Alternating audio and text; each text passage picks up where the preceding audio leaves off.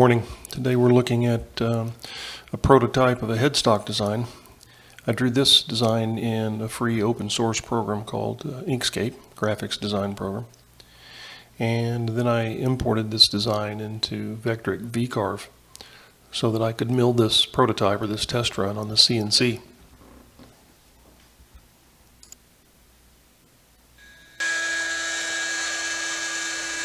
For this prototype, I'm using black walnut as the base. I'll be using white oak for the inlay.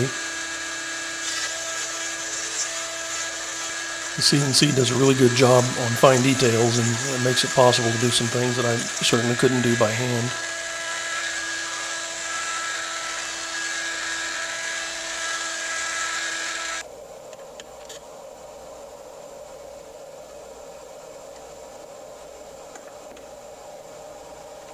And you can see I've relieved the field area and left the S standing proud and the little diamond, and we'll fit the inlay around those. I think that turned out pretty good. It's fairly crisp. Here's the white oak for the inlay itself.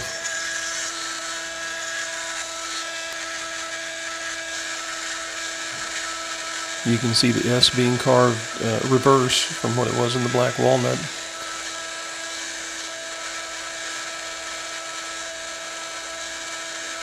So that they'll fit together when it's flipped over.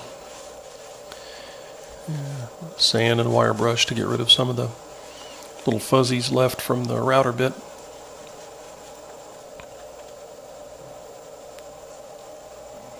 And I think that looks pretty good.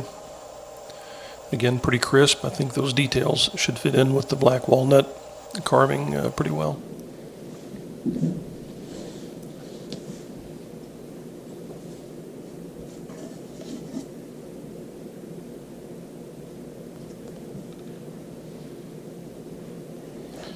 And now you can see how they fit together.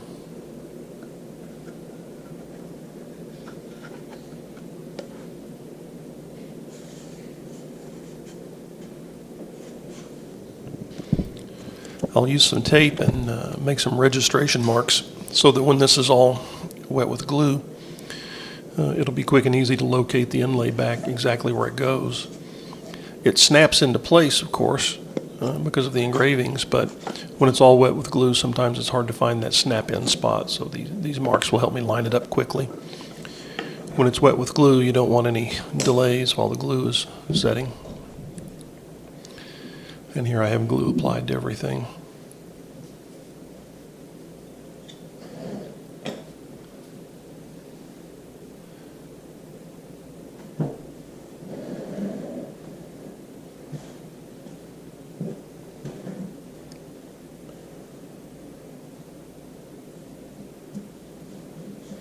Yep, lined up quickly, fits like a glove.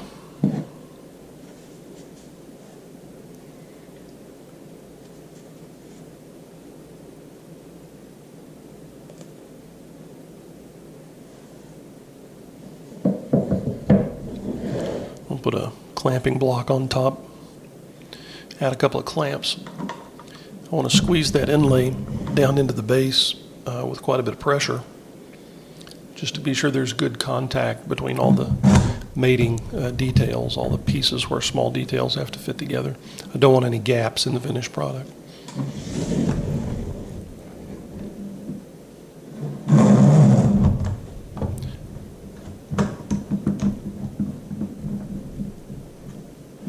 And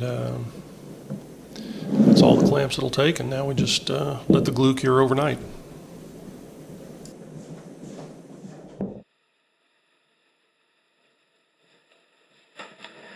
Well, good morning. Lift this in the clamps for the glue to cure overnight. So let's remove the clamps.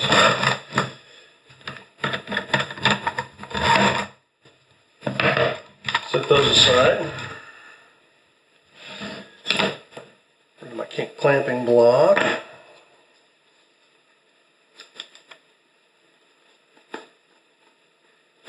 This blue tape is really useful in the workshop. I use it for all kinds of things. It's low tack enough that it doesn't leave residue behind, It doesn't tear anything up. It makes a great temporary clamp like this.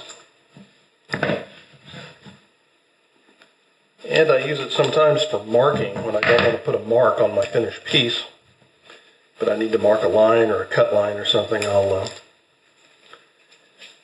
put tape over it and do my marking on the tape, and then I can just peel the tape off later and all my marks go away. Much like I did here. Take that off.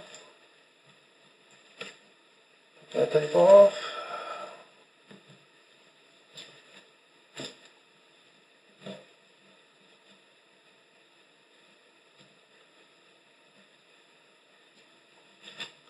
There we go. All right. Now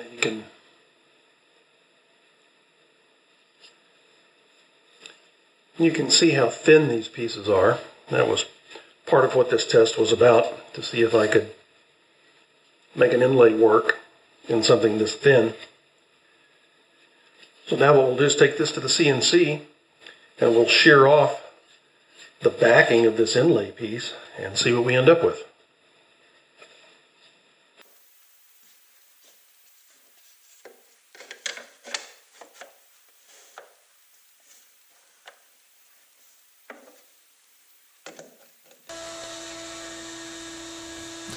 Shearing this backing off with the CNC is certainly a lot faster and easier than trying to cut it off and be very precise, or sanding the residue down.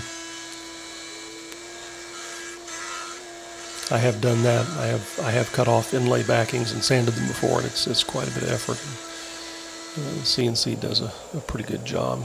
Sand it up a little bit, and it looks really nice.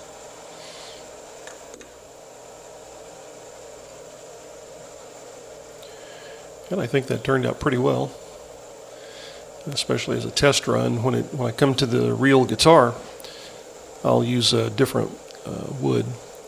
But this was a test for see if I can make the inlay work, and I think it turned out pretty good.